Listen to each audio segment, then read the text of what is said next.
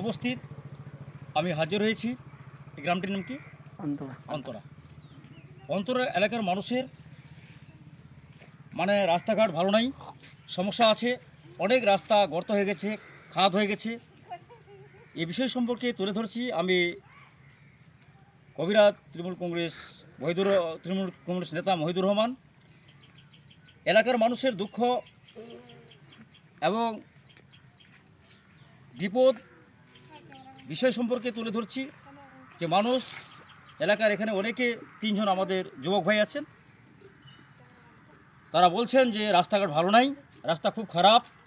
তাই সমস্যা কি নতুন এমএলএ চাইছেন?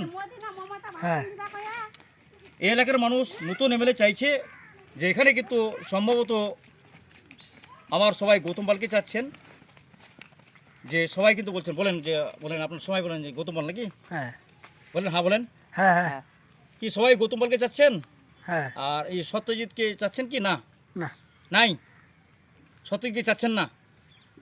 তাহলে এখানে কিন্তু গৌতম পালকে যাচ্ছে বলেন। তাই আমরা এখানে অন্তরার মানুষ সবাই গৌতম পালকে যাচ্ছেন।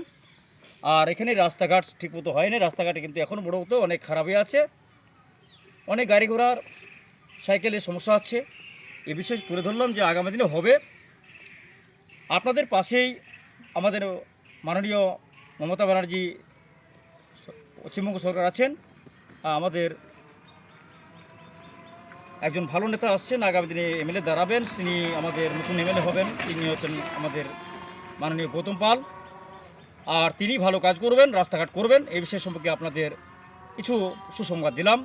আপনারা সুন্দর রাস্তা পাবেন, আগামী যে রাস্তাগুলোর জন্য ভালো হয়।